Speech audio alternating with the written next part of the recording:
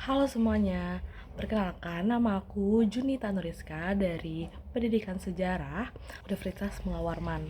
Hari ini aku akan membahas geohistory dalam perkembangannya. Nah, yang pertama yang akan aku bahas adalah definisi geografi sejarah atau geohistory. Definisi geografi sejarah atau geohistory menurut Wikipedia sebagai berikut. Nah, geografi sejarah adalah ilmu yang mempelajari tentang manusia, fisik, fiksi, dan fakta geografi di masa lampau.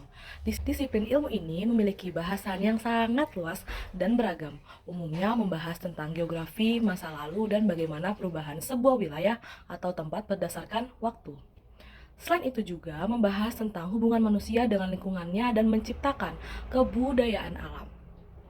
Pembahasan geografi sejarah juga mencari bagaimana kebudayaan manusia itu muncul dan berkembang dengan pemahaman hubungan manusia dengan lingkungan. Nah, setelah kita membahas mengenai definisi geografi sejarah atau geohistory, kita akan membahas perkembangan umum. Perkembangan umum.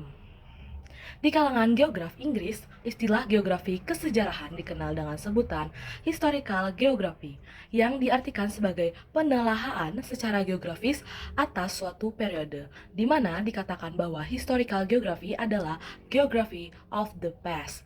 Dengan demikian, di Inggris, para geograf yang menekuni masa lampau tidak memberikan batasan yang tegas antara masa sejarah dengan masa prasejarah. Keduanya dimasukkan sebagai bagian masa lampau, di mana kondisi geografis suatu tempat atau wilayah berlainan dari yang ada di masa sekarang. Dengan demikian, di Inggris, para geograf yang menekuni masa lampau tidak memberikan batasan yang tegas antara masa sejarah dengan masa prasejarah. Keduanya dimasukkan sebagai bagian masa lampau, di mana kondisi geografis suatu tempat atau wilayah berlainan dari yang ada di masa sekarang. Oke guys, tadi kita udah membahas perkembangan umum geohistory. Nah, berikutnya kita akan membahas keberadaan geohistory di Indonesia.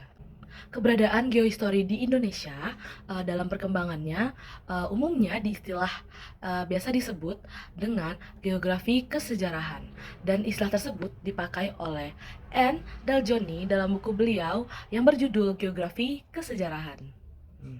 Menurut Daljoni, perhatian para sejarawan kepada geografi di Indonesia masih perlu ditingkatkan. Pada buku-buku sejarah di sekolah maupun kadang sudah dihiasi dengan berbagai peta. Namun, relasi antara sejarah dan latar belakang alam kurang sekali ditunjukkan.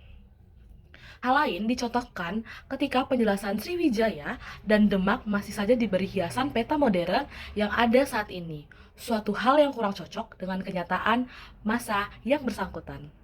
Oke, sekian dari aku. Mudah-mudahan dapat membantu kalian dan mempermudah kalian dalam pemahaman ya. Wassalamualaikum warahmatullahi wabarakatuh. Dadah.